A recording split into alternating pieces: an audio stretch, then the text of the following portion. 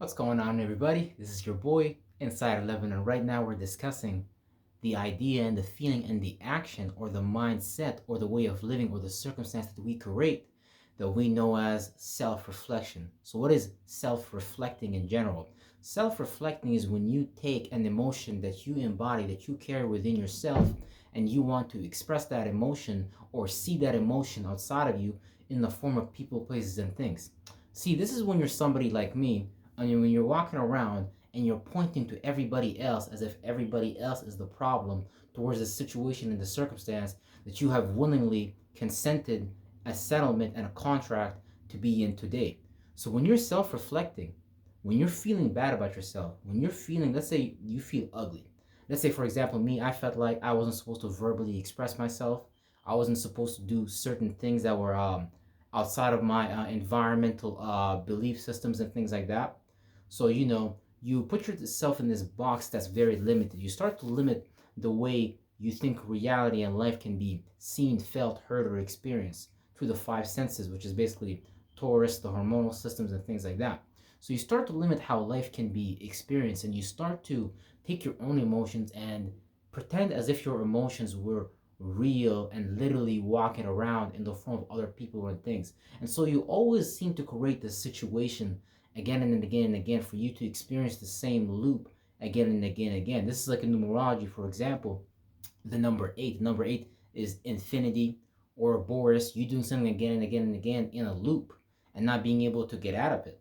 So self-reflecting is a very, very powerful thing that we do where, you know, it's truly is a very, very powerful technique, but it's truly, truly handled in a very, very wrong way, because this is something that every human living being does, because your brain, your mind, your gut, your heart is only showing you what you've already chosen to show for yourself.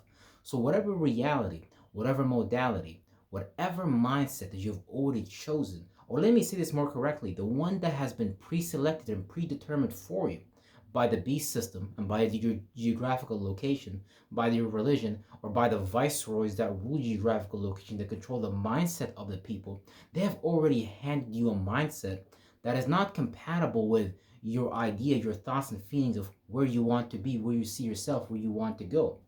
And so whenever we depress ourselves because of our external environment, we begin to self-reflect our negative emotions externally as if we haven't signed up for those experiences, as if we haven't willingly said yes, as if we haven't given up our offerings on the altar for a fictitious offering for an idol, which is a graven image that is not real. So I don't really know how to say this other than, bro, sis, the problem is not outside of you. The problem has always been inside of you. See, we mislead ourselves. We misguide ourselves. Today, I'm giving you an opportunity. In fact, every day you want to give yourself an opportunity. You want to do this. You have to sign up for the program that's going to get you out of this loop, out of this cycle. Because you're going to keep manifesting in your life the same abusive boyfriend. You're going to keep manifesting in your life that girlfriend that doesn't really want to be with you, but you want to force a situation for her to be with you. Why would you want to, swim against the river so hard? Life is effortless. Life is easy. When I'm breathing in, air is going in and out. When I drink water, I don't chug. I don't chug the water the water is not going nowhere. So happiness, wealth, success, these things are attracted to people who are already in those mindsets naturally, because then you will naturally produce the neurological responses. You will naturally produce the words, the sayings, because you are simply in that space. And when you're in that space, you start to attract the thoughts and the feelings. You see, God, Source, is looking at your life through your brain, through your lenses, because you are an individual expression of God, from the macrocosm into a microcosm, into a small flesh suit. So when I see you, when you see me, I'm looking at an amplified version of God, of a different sector, of a different area, and a combobulation of those things, those thoughts and feelings, but they just set in different areas. So again, I'm just really an amplified part of God that's already a part of you that you might have dumbed down. But see, the reason why I'm able to speak so freely is because every day is a battle for me not to put myself in the same thoughts and feelings that created the same situations again and again and again. Because with you, what your brain is really telling you, your brain is telling you, look, sis, look, bruh, that destination you want to head to is really unfamiliar. And we don't have any reference points to guide us through that process. So, we wait for our government members, we wait for the parliament members, we wait for tradition, which is tradition is just basically just, uh, I was reading this awesome quote by this kid. He said that tradition was just peer pressure from dead people. Now, why would you want to take peer pressure from dead people that are dead and gone, and you could see that they died broke? Now, look, being broke is a mental disposition. When you live amongst the same people, places, and things, and you're not able to get outside of that mental wiring system, because chances are, if you subscribe to those ideals, you will only come to manifest the things that your mothers and fathers and forefathers have already experienced. And so you need to understand that, just based on you trying to make it out of that rat race, because every culture, every tradition is some kind of rat race, and the person that can get outside of that rat race the fastest is also the person who is the eagle who can see through things the fastest. And what is eagle in astrology? Eagle is the eighth house, so transformation, secrets, occult. These are now I'm not talking about these things are necessary, but these things are just small pieces of the whole circle that you and I are supposed to become. But if we're honestly sitting here and self-reflecting, doubt, fear, unbelief externally, because we already feel and think those things, so you can't help but go to your job and say, "Oh, I'm sorry. Oh, I should not do this next time. Oh, you need me to move this there? Okay, I guess it's my job." And so you don't even want to be in those situations. You don't even want to say these things because that's not how God designed you and destined you to be. Because you already have a respected office. But if you've left that respected office because you've decided that, hey, this shiny, this temporary, this and this and that, this tradition, this culture, whatever, glamour that you got temporarily over your mind is better than whatever you're doing. But see, even the people that make traditions, even the people that understand the manufacturing of cultures, these are people that move on extremely quickly because they want to improve what they have previously created. So you need to be on this journey of constant improvement. I've never seen a car company or a car manufacturer make the same product again and again and again every year. I've always seen that product improving and improving and improving. And so as you are a walking product of God, as you are a walking blood cell in the body of God, it's your duty, and God commands you to improve. God commands you to change. God commands you to get outside of those old thoughts and feelings, old memories, which is just water, membranes, memory cards that you keep inserting your mind as an observer back into for you to observe those memories and just be like, yeah, fuck that person. I hate that person. Oh, why did this person do that to me? Why did this person say that to me? Why did this person do this? But again, like I've said previously, these are contracts that you have settled for. So you have settled for something and you're wondering why it has happened to you. So when you go to court and the court orders you to pay this fine, but you're not willing to go to an appeal, or you're not willing to go to court to fight your ticket, you're not sad. You third dimensionally, objectively understand what you have done. But now I'm taking you through the speculative process, the process of understanding the darkness inside of you, which is just basically a group of lights, a group of chakras, because this body is just density and things like that. So we're very, very dense people. We have very, very dense thoughts and feelings. And so this to me seems like the things that humans, people, like to get stuck in too, as far as their day-to-day lives, because people don't even know what it means to change. I'm just learning right now what it means to change. And it's a crazy thing, because you think change is about what you wear. You think change is going to a different park. You think change is you driving on a different road. And yeah, all that stuff is great, but Let's not talk about the third dimension. Let's not talk about density so much. Now, density is great, but it's also remember that density is a product of metaphysicality. So your thoughts and feelings create your physical reality. There's no way that you would be at that job, that location that you go to every day, if you were actually at a mental level that was fit for you to get outside of that situation. See, you're only giving yourself what you can handle. You're giving yourself the baby wheels on your bike. See, throughout life, we fall from the bike. We ride the bike. We want to go ahead and go into our destiny. We want to go into that dream.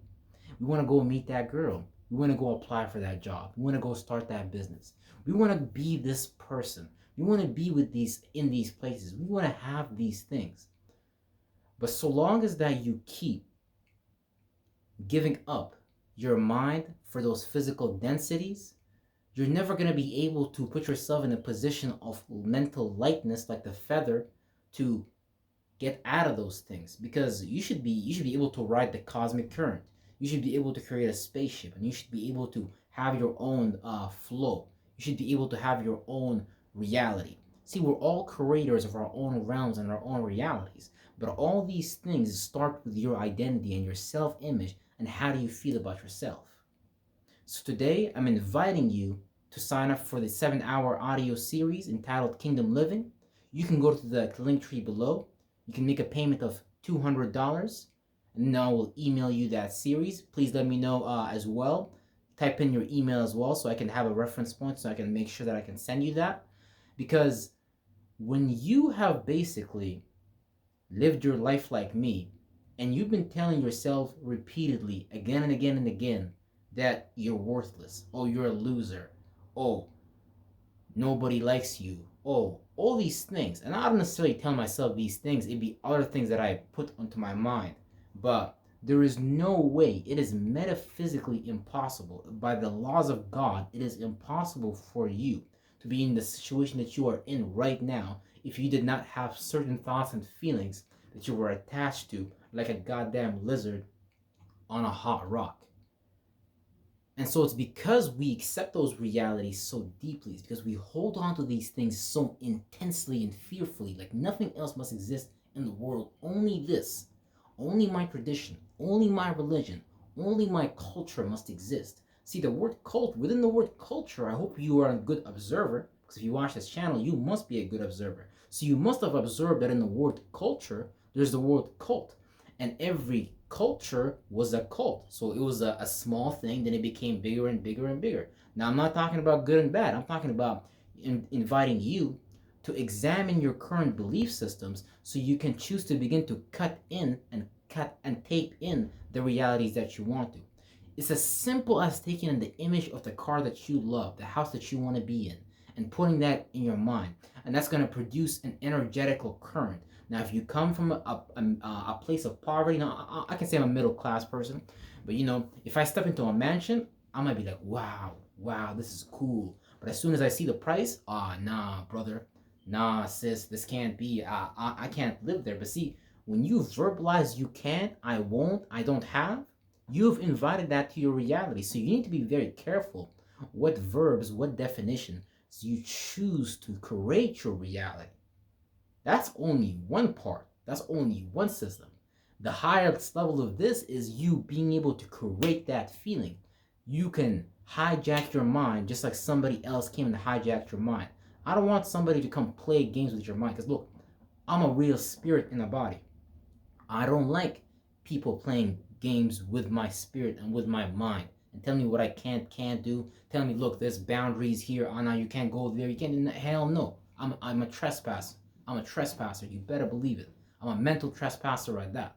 So, if a Negro tell me, oh, you can't be wealthy, I'm going to tell him the opposite. I'm be like, nah, bruh, I'm very, very, if a Negro tell me you can't be the prime minister, if you can't be the president, I'm going to look them in the eyes and tell them, the hell yeah, I can, bruh. It's called a vibratory state. And when you're in a vibratory state, it attracts your fucking mate. It's a new rate, bruh. Some people like to go to the hotels, like to get a 1-bedroom, and I got no problem with that. But I like to go to the jacuzzi room, bruh. I like to go to the jacuzzi room. I like to do big things. In fact, the room that I am in, the mental room, the mental space that I am in, I would literally have to build a physical location to even reflect that, because there's no possible infrastructure or structure in this third dimensional reality to reflect my crystallized castle. Because your mind state right now is you have a crystallized ideal. Your thoughts and feelings have become crystallized. And so that's what you hold on to. And that demon, that disposition, that biological beepity beepity beep beep beep blank, it's not gonna let you go. And so there's a reason why when you're doing something uncomfortable, you start sweating, you start having symptoms. Some niggas might even start getting dizzy and nauseated. Talk about you even talking to a female that you didn't even have the ability to even think that you can even get. Some people will get like knocked out. That'll knock out their whole mind. The mind will be out of bounds. But see, once we understand we can take this process in stages, in reference points, in increments and degrees and measurements, and take you slowly and slowly through that process, and you can start to see the changes in your life, man, stop playing with me. Ain't nothing is impossible. So appreciate you, love you, and ain't nothing you can do about it. You better believe it.